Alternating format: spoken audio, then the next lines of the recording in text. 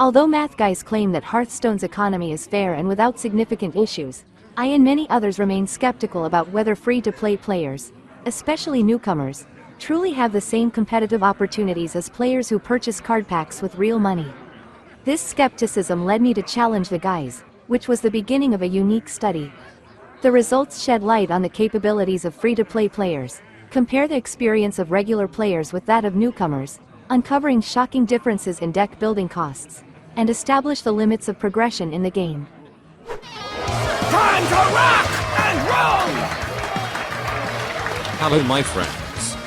My name is Bot Mathematician and this is Holomancer. Also, Chief Investigative Reporter Dora joined us this evening. Gadgets and Gazette always gets the scoop.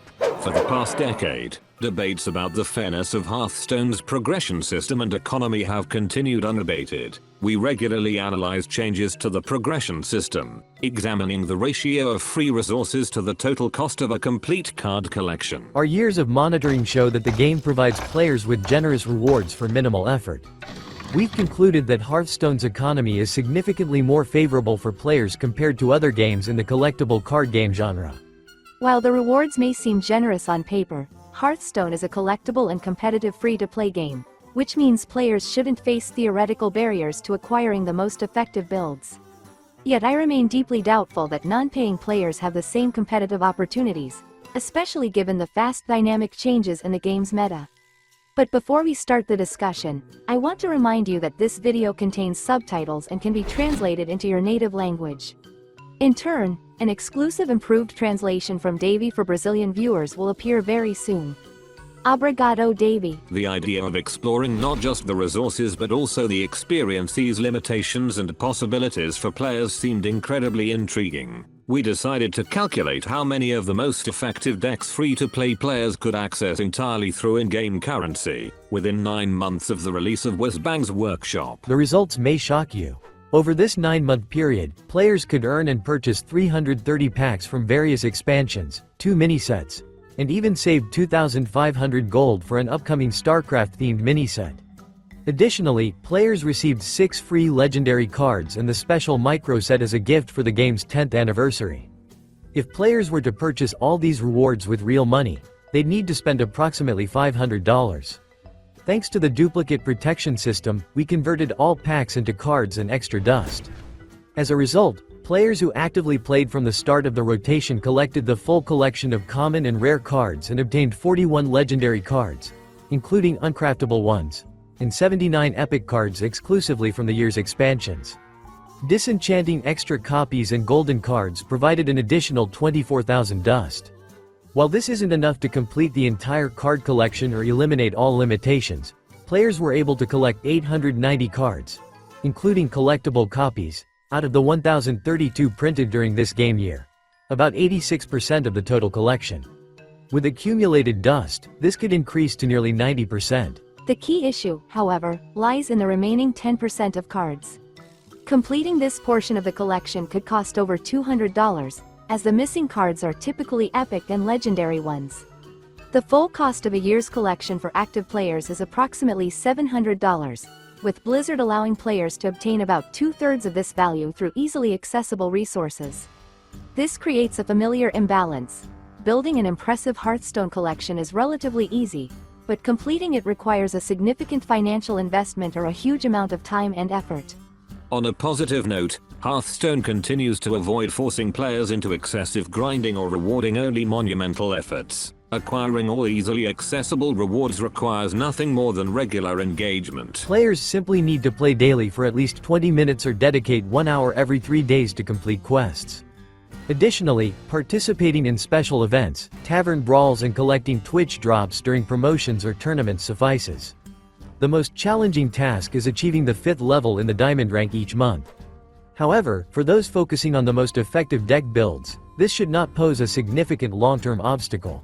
Now, let's dive into the research and answer a critical question. Does lacking 1/3 of the total card collection significantly impact players, even if most of the missing cards are mediocre epics or poor legendaries? To explore this, we constructed a specific gameplay scenario. Using a list of the most effective decks from high-rank play over the past week, We ranked them by descending efficiency and calculated the approximate crafting costs for returning or new players compared to regular players. Let's assume both regular and new players saved up excess dust over 9 months, amounting to around 24,000. Additionally, they have another reserve of about 22,000 dust from disenchanting high-rarity cards not used in the current list of meta decks. The most effective deck from last week was Swarm Shaman, boasting a 59% win rate. Crafting this deck costs approximately 8,500 dust. The primary difference between new players and seasoned regulars lies in their access to cards from the previous year. Regular players had opportunities to craft key cards and purchase mini-sets from earlier expansions, while new players start with virtually nothing from last year's collections. To simplify calculations, we assume that all welcome rewards for new and returning players convert into a complete collection of low-rarity cards from the previous year. This means new players must spend their resources crafting legendary and epic cards from older expansions, which puts them at a disadvantage. Given that common and rare cards are guaranteed, new players need to craft only 2 legendaries and 2 epics for Swarm Shaman, ignoring cards from new minisets, as their acquisition has already been accounted for. In contrast, regular players only need to craft Ziliax Deluxe. Taking into account the probability of acquiring useful epic and legendary cards, we adjusted the estimated crafting costs for decks on our list. For new players, the deck costs a nominal 3,000 dust, and less than 800 dust for regular players who managed to collect useful cards from last year. These figures highlight a stark disparity in competitive potential. Zarimi Priest is the second most effective deck in our ranking. Despite its high efficiency throughout the year, it is extremely expensive. New players would need to spend nearly 30% of their dust collected over 9 months to craft this deck. For regular players, the estimated crafting cost is lower but still substantial due to the inclusion of many new cards. Cycle Rogue suddenly surged into the top 3 most effective decks. Initially, it ranked much lower in our calculations, but its popularity and effectiveness skyrocketed within days. In addition, many decks that were the best a week ago have undergone a transformation and changed their composition. This shift illustrates the volatile and unpredictable nature of modern Hearthstone's meta. For regular players, the theoretical crafting cost of the deck is almost negligible, as it is a budget-friendly archetype. However, new players would need to spend 6 times more resources to craft it. After crafting Cycle Rogue, new players face a tough decision. Should they invest in an expensive Rainbow Death Knight, assuming they didn't select it as their starting reward? Or should they opt for 4 highly effective archetypes such as Handbuff Paladin, Lanessa Paladin, a budget Zoo Hunter, and Pain Priest? New players are undeniably forced to compromise, sacrificing their interest in costly strategies for variety. This starkly demonstrates the significant limitations imposed by the high cost of control decks.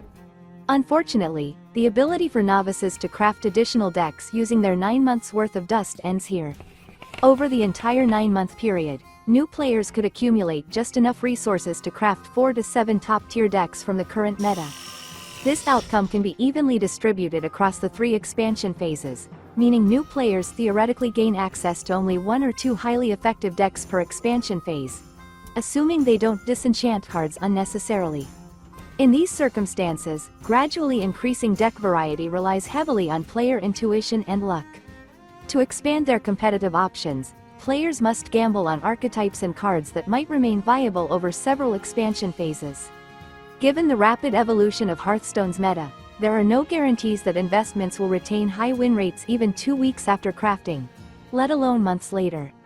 The frequent balance patches and modern card design philosophy focus on continually stimulating meta evolution. This means new players can only avoid limitations in competitive play for a limited time. After a balance patch, their deck's effectiveness may decline significantly, while acquiring new cards becomes increasingly difficult. Regular players, on the other hand, don't have to choose between deck diversity and expensive archetypes. With a robust collection from the previous year, they can access all 8 top-tier decks at a significantly lower crafting cost. The stark contrast between regular players and newcomers is shocking, but it reflects the early stages of progression in the game. The advantages enjoyed by regular players are akin to accessing high-level raids after completing an extensive onboarding journey. While Hearthstone's in-game purchases allow players to bypass this progression phase entirely, the costs are prohibitively high and hardly rational for most. Even with substantial improvements to new player rewards, adapting to the game and gradually unlocking competitive opportunities is a long process. However, this journey can be enjoyable, provided players aren't overly concerned with immediately having access to all competitive options. Before we continue examining the limits of free-to-play players in Hearthstone, we'd like to thank our new patron, Buy Games. Your support helps us create unique content. Dear viewers, if you find our efforts valuable, please like this video and click the notification bell. This kind of support is also very important for us. Let's return to our deck chain. To craft additional decks, new players often resort to disenchanting high rarity cards to gain additional dust. For instance, by disenchanting nearly half of their epic and legendary cards, novices can unlock access to decks like Elemental Mage. The new variation of Egg Hunter will be completely free if players have already created Zoo Hunter. In addition, they can craft the Secret Hunter, Attack Demon Hunter and Dunger Shaman archetypes. It is worth noting that card destruction is not a very destructive strategy and has certain advantages. The game historically contains a large number of low-impact legendary cards, and in modern metas, the vast majority of epic cards have become useless. Selectively disenchanting such cards can expand a player's deck variety by 1 to 2 additional competitive decks per expansion phase. However, it's a gamble. Any disenchantable card might become unexpectedly valuable in the future. On the other hand, completely dismantling a collection of legendary and epic cards is a highly destructive strategy. While this might grant access to decks like Spell Damage Druid, Highlander Priest or Dunger Druid, which is significantly cheaper if players already own Dunger Shaman, the trade-offs are enormous. Destroying everything, including potentially strong cards, may increase deck variety by 3 additional archetypes, 1 per expansion phase, but it is far from rational. Regular players, by contrast, face far fewer resource constraints. They continue to spend dust from disenchanting extra copies and golden cards, upgrading archetypes at little cost. Meanwhile, new players, left with almost no resources, must resort to buying packs for dust to craft new decks. Hydration Warrior costs an estimated $68 for new players but only 870 dust for regular players. Weapon Rogue, offering similar win rates, costs just $6. Finally, we have 3 more archetypes with effectiveness nearing a 50% win rate. For regular players, Hand Buff Hunter can be crafted using leftover dust, while new players would need to spend approximately $32 to gather the necessary resources. These findings clearly show that regular players, unlike newcomers and returning players, can theoretically access up to 22 of the most effective decks across 3 expansion phases without needing to disenchant their collection. This means they can consistently create and update at least 7 top-tier decks per expansion phase, including expensive archetypes.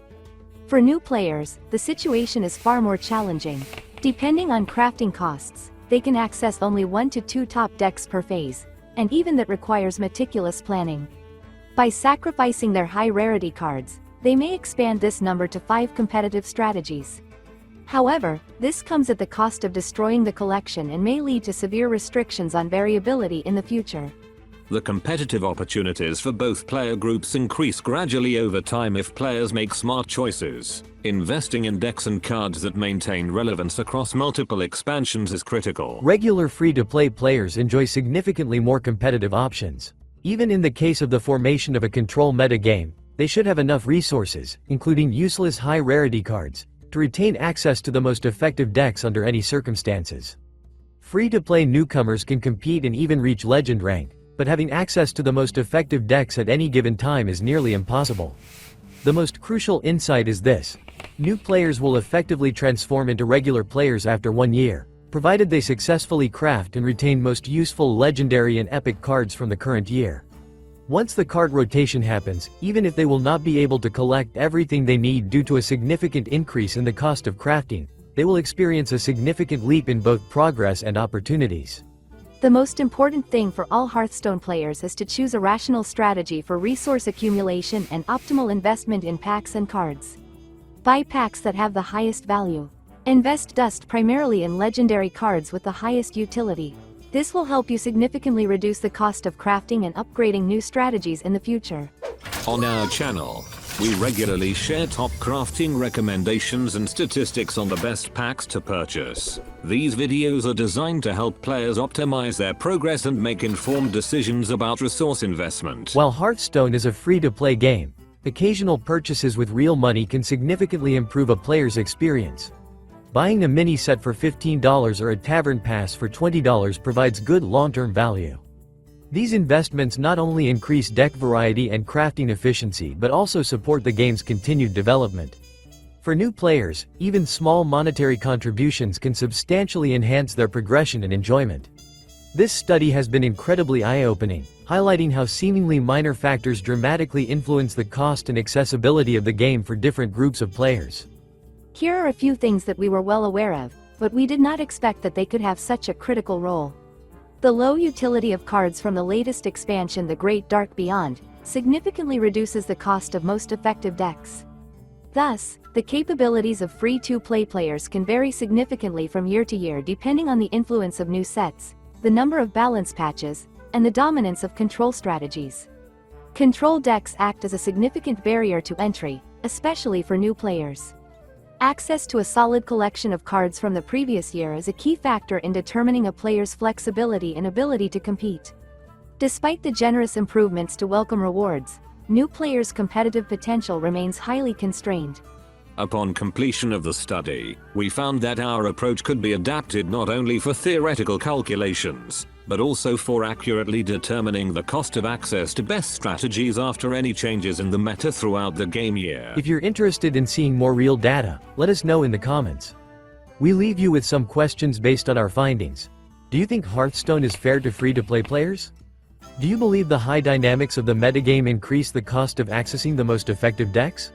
Do you think it's possible to improve the current reward system for new players while still leaving room for monetization? Let us know your thoughts below and join the polls in your community tab. Remember to like, subscribe and hit the bell icon to support our content and stay updated. Traditionally, we want to express our boundless gratitude to our sponsors. Dear friends, your help is invaluable. We will be grateful for any support. Okay, that's all for today. Thank you for spending this time with us. We really hope that we will have the opportunity to get in touch in the next video. Take care of yourself. And never give up.